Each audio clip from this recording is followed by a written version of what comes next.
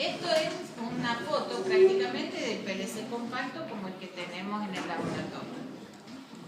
Ahí están, ven los bornes, esos tornillitos permiten conectar en cada uno de esos tornillitos algún sensor y es una de las entradas al PLC. Y acá abajo, que casi no se ve pero se está levantada la tapita ahí abajo, hay tantos tornillitos como salida el PLC puede manejar.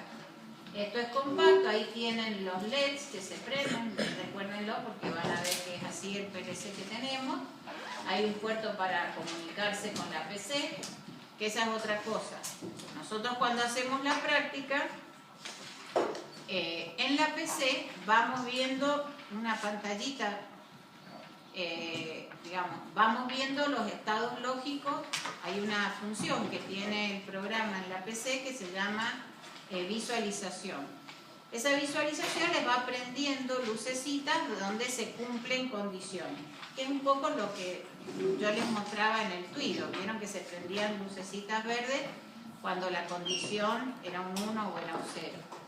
Entonces, lo mismo lo tienen cuando conectan una PC al PLC. Pero realmente no hace falta la PC para que el programa resuelva la lógica que le cargaron.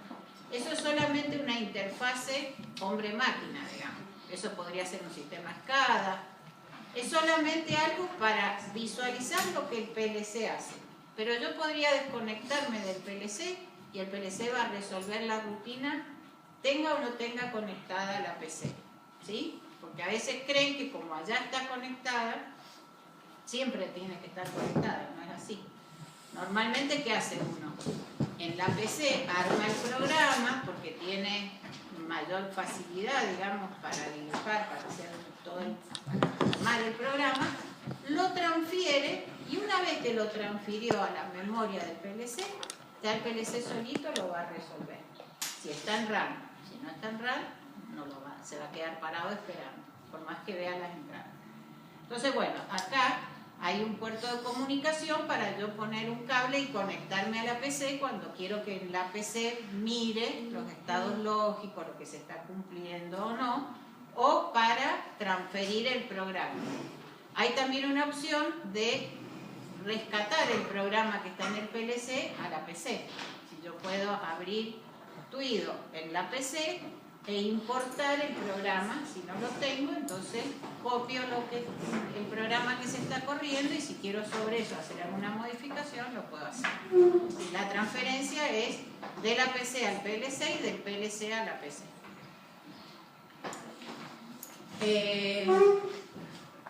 Bueno, acá es el modular, ¿vieron? Esto es muy parecido a lo que yo les mostraba. Los módulos de extensión que yo puedo ir agregando. En general tienen alimentación de 24 volts o de 220, o sea, algunos se conectan directamente a 220 y otros traen una fuente incorporada o tengo que alimentarlo a través de una fuente de 24 volts. Lo que nosotros tenemos en el laboratorio es una fuente de 24 volts que alimenta al PLC y a los sensores. Bueno, acá hay varios esquemas más, ¿ven? Son muy parecidos a lo que yo les mostraba recién. Las distintas posibilidades de ampliación de módulos de entrada-salida, digitales, analógicos. Tipos de señales analógicas, es decir, cuando mi PLC es capaz de manejar entradas o salidas analógicas, según el módulo que yo elija, pueden ingresar en tensión con señales variables de 0 a 10 voltios. En corriente puede ser de 0 a 20 o de 4 a 20, lo estándar es 4 a 20. Puedo conectar directamente termopares, es decir, sin necesidad de ingresar con el termopar o la termoresistencia. Suelen traer en su cabezal incorporada la comunicación en 4 a 20 mA, es decir, una termocupla, vamos a ver que lo que hace es medir la temperatura a través de generar una FEM. Es decir, aparece una FEM que es una función de la temperatura. En la termoresistencia aparece una medición en ohmios que es función de la temperatura. Cuando mi cabezal convierte esos ohmios o esos milivoltios en una señal estándar 4 a 20 mA, ya entro al PLC directamente con 4 a 20 mA. Pero a veces puedo ingresar directamente con la señal del termoparo de la termoresistencia. Bueno, acá estos son varias cosas que ya hemos hablado. Esto es como Tuido clasifica los modelos. En general las primeras letras indican que el modelo es tipo Tuido. La cantidad de entradas-salidas, ¿se acuerdan que yo les decía que aparecía una I y un 8? Y algunas características de las entradas y salidas? Eso está de alguna forma resumido en el nombre. Ahora no se lo tienen que aprender, por supuesto, pero cuando se empiezan a familiarizar con un fabricante, generalmente el nombre les está dando muchas indicaciones de si son solo entradas, si son solo salidas, si es un módulo base. Todo eso generalmente está. Lo otro importante es esto. ¿Cómo resuelve el PLC la secuencia? Lo primero que hace es generar, digamos, mirar que todo esté bien, digamos, que esté conectado a una fuente, que esté prendido, lee todas las entradas, es decir, hace un barrido de los estados lógicos, analógicos o discretos, de todas las entradas. Mira el programa, es decir, lee dentro del programa qué quería yo hacer con todas las entradas, con todas las condiciones que se habían ido cumpliendo, y actualiza todas las salidas. Y luego vuelve a reiniciar el ciclo, vuelve a leer todas las entradas, vuelve a mirar el programa. Este ciclo tiene un tiempo mínimo en el cual se debe resolver toda esa secuencia de leer las entradas, actualizar el programa y actualizar la salida. Y eso es lo que debe ser por lo menos, o sea, como máximo 150 milisegundos. Hay un programita que se llama Perro Guardián que lo que hace es comparar el tiempo del ciclo, de la resolución del ciclo del programa. Si mientras se mantenga por debajo de 150 milisegundos, el Perro Guardián le dice está todo bien, está trabajando bien todos los lectores de entradas, todas las actualizaciones de la salida. En el momento en que sobrepase esos 150 milisegundos, es como un reaseguro de que algo está andando mal en el PLC y lo eleva a la barra. Eso se llama Perro Guardián, pero así es como resuelve el PLC la lógica. Los lenguajes de programación. Bueno, eso se los podría mostrar. Eso podríamos hacerlo directamente sobre el PLC. Pero no haberlo cerrado. Esto que habíamos visto acá, yo les decía que era la lógica escalera. ¿Ves? ¿Por qué ¿por qué no se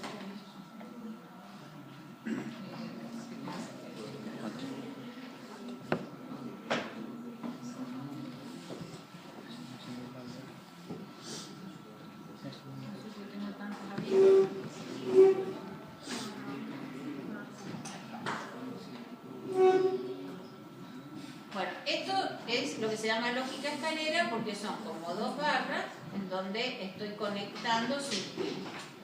Pero acá arriba, bueno, por eso se llama Leibniz. También tengo la opción de verlo en forma de programación de lista, que es otra forma también en la que es muy común ver, generalmente los que son más programadores grafican así, que dice, lea la entrada 0 o la entrada 1, y negada, ¿ven?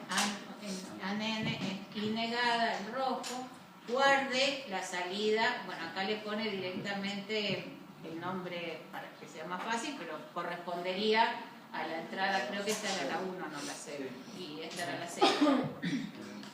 Esto es lo mismo, pero escrito en lenguaje de lista, se llama.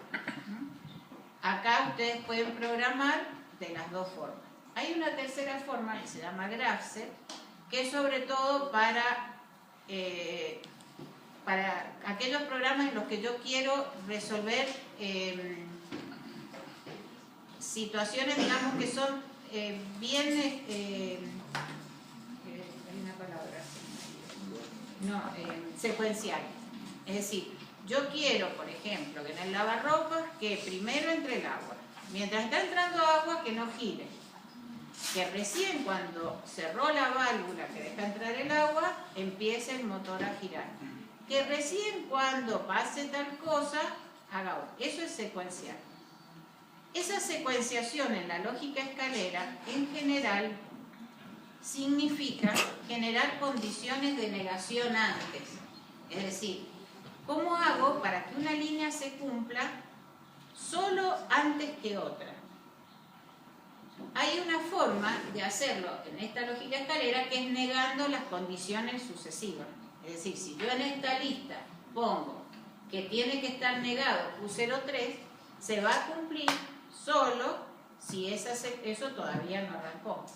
Y lo de abajo, si yo le pongo una condición negada de más arriba, solo se va a cumplir cuando se termine de cumplir la anterior. Eso requiere una complejidad en la programación que a veces, cuando el programa es así muy secuencial, conviene graficar en Graph-Z. La forma Graph-Z, nada se cumple hacia abajo si no se terminó la línea de arriba. Es como una forma más rotunda de hacer esto, y cuando recién termine esto, hago lo que sigue. Son las tres formas de programación. La forma Graph-Z, por acá lo tengo. Bueno, ven. Esta en el lenguaje lista, normalmente tengo un primer número que indica la línea del programa. Lea, por ejemplo, la entrada I01, AND negada la 02, OR tal otra, y entonces voy en cada línea dando la orden. Y esta, que es el lenguaje escalera, se parece mucho a un circuito, digamos, parecido o casi reproduce en el programa una condición de circuitos que se cierran o no. Entonces, cuando uno pone contactos normalmente abiertos, lo que está diciendo es que hay un pulsador que no está pulsado, que hay un fin de carrera que no se cerró, que hay un contacto que no se cerró, y esto está representando prácticamente una lógica cableada, digamos. A veces es más visual, es más fácil de detectar los errores cuando uno ve que hay una línea que no se cumple toda esta zona, por eso no se prende el motor, por ejemplo. Esta zona se llama la zona de condiciones. ¿Por qué? Porque ahí es donde yo planteo todas las condiciones que van a hacer que en esta última lista se activen salidas. ¿Vieron que recién? ¿Qué es lo que yo había puesto en esa última fila, en esa última columna? El motor de la salida Q03. Son en general salidas reales. Pero también en el programa existen lo que se llaman salidas virtuales. A ver, voy a terminar primero con esto, porque si me paso tanto para el otro lado se me arma el... Esta es una forma gráfica, es decir, generalmente se marca con doble cuadradito la condición que se está cumpliendo. Entonces, se está cumpliendo esta situación, cuando se active Q01, recién ahí se cumple la otra etapa. Cuando esa etapa se cumpla y active Q02, recién ahí se cumple el otro, ¿ven? Esta es una forma de graficación Graph-Z que sobre todo es muy fácil cuando uno necesita programar cosas secuenciales. También en ladder existe una forma de graficar, pero ya terminan quedando líneas independientes, ¿ven? Porque solo cuando se cumple una línea recién empieza la que sigue. Bueno, acá hay algunas líneas que están buenas para explicar. Fíjense, bueno, acá hay contactos, hay algunas cosas que son muy elementales. Esto es un contacto normalmente abierto cuando no está cruzado, que significa que siempre que I01 esté en un 1, si todo este tiempo la entrada I01 está accionada o está pulsado el botón o el sensor lo está viendo. Y siempre que eso se cumple Q03. Entonces, siempre que hay una entrada en un 1, hay una salida en un 1. Hay un contacto que también está dentro del programa, que es el pulso. Ese es un contacto que se activa ante el pulso positivo. Es decir, en el momento que la entrada pasa de un 0 a un 1, acciona la salida. Entonces la salida solo se acciona en el momento que la entrada hizo un flanco creciente. Después ya no se acciona más. Hay otra que es negado. ¿Cuándo acciona la salida? Solo cuando ve el flanco decreciente. Es decir, le estoy diciendo al programa que arranque el motor solo cuando ve que está apagándose la entrada 1. Entonces eso es el contacto con un pulso positivo o con un pulso negativo. Y el contacto negado es que la salida va a estar accionada solo cuando la entrada esté en el estado opuesto. Cuando está en un 1 no está prendido, cuando está en un 0 sí está prendido.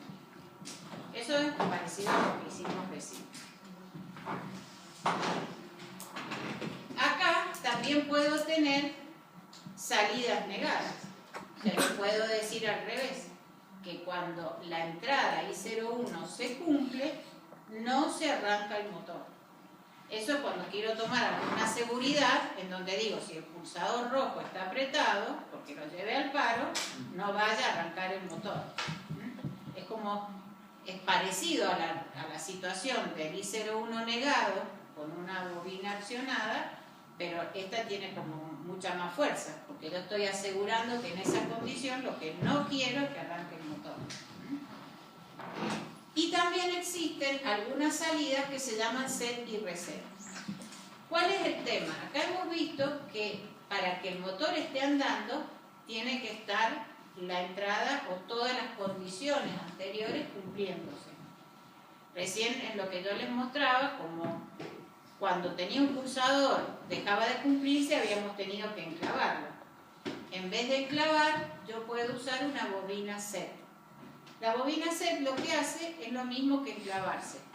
Apenas se produce un pulso, la salida arranca y se mantiene hasta que otra condición lo resete. Entonces ahí yo podría haber puesto que el pulsador verde arranca el motor y en otra línea, que el pulsador rojo lo apaga. En vez de hacer el enclavamiento con ese contacto negado, tengo esta otra forma de programa. Ven que empiezan a tener un montón de cosas para hacer lo que ustedes quieran. Si no saben usar esto, usan el contacto negado, el enclavamiento y listo. Pero también tienen. Este es el único caso en el que se puede repetir la salida, porque es diferente. En un caso la estoy seteando y en el otro la estoy reseteando. Es en el único caso que se puede poner el mismo nombre. ¿Qué otra condición acá? Bueno, esto lo hicimos recién. Podemos poner un contacto que tenga el nombre de una salida. Si yo pongo un contacto con el nombre de una salida, cada vez que la salida se activó, ese contacto también entra en un 1. Acá está el pulso, el negado. Bueno, esto está todo igual. ¿Qué otra cosa acá? Bueno, acá hay también condiciones AND y OR. Eso es lo que me estaba acá. Acá, sí. Eso de secuenciar también se podría hacer entonces de esa manera que dijo ahora. Claro, lo que pasa es que cuando tu proceso a veces se mezclan las cosas, es muy difícil. A ver, para hacer que una línea se cumpla y no empiece la otra hasta que esa no haya terminado, normalmente tenés que poner un montón de condiciones negadas, que es lo que te hace bastante engorroso la línea de programa. Porque vos le tenés que decir, si se cumple esto, y no se cumple esto, y no se cumple esto, ni se cumple esto. Ahí te aseguras que pase solamente que accione el motor 1, por ejemplo. Entonces, es como que tenés que hacer muchas condiciones muy complicadas, porque tenés que agregar muchas condiciones en esa primera parte. El GraphSet solito va cumpliendo de línea por línea, entonces es como que es más sencillo la programación, claro que tampoco te deja hacer situaciones simultáneas, solo te deja hacer secuencial. En esta recién no les dije, es que cuando dos condiciones se cumplen, es decir, yo quiero que esté el pulsador verde prendido y que lo vea al fin de carrera, para que el motor arranque tengo que tenerlo en serie. Entonces ahí, solo si las dos se cumplen, arranca el motor. Entonces fíjense acá, I01 se cumplió en este momento, I02 se cumplió acá. ¿Cuándo se acciona el motor? Solo el tiempo que hay solapamiento de las dos entradas. Si se cumple una y no se cumple la otra, no arranca. Entonces siempre que tengo una AND, lo que necesito es asegurar que las dos condiciones se cumplan a la vez. Y puedo tener una activada y una negada. Entonces, ¿cuándo se va a cumplir? Solo cuando la primera se cumple y la segunda no. La otra cosa que puedo pedir es que se cumpla una o la otra. ¿Cómo hago eso? Hago en paralelo. Si esta se cumple, si se cierra este contacto, se prende esta luz, y si se cierra este contacto, también se prende la luz. Cuando yo lo pongo en paralelo, estoy generando situaciones o una condición o la otra, que también puede ser una accionada y la otra negada.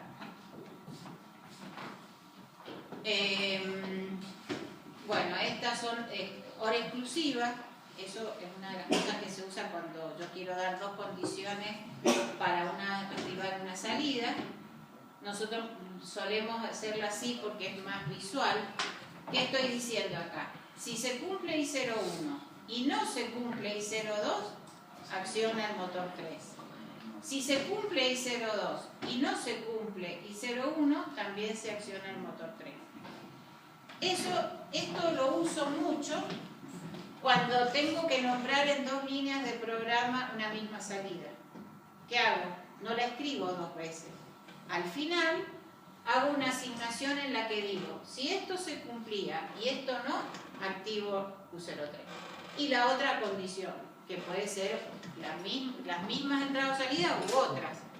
Pero al ponerlas en paralelo, yo le estoy dando las dos cosas con las cuales se va a accionar la misma salida. 2, 3, 4, las que sean. ¿Sí? Entonces de esa forma se resuelve no tener que usar dos veces mismo no. Y por ejemplo, les voy a mostrar otra forma de resolver eso.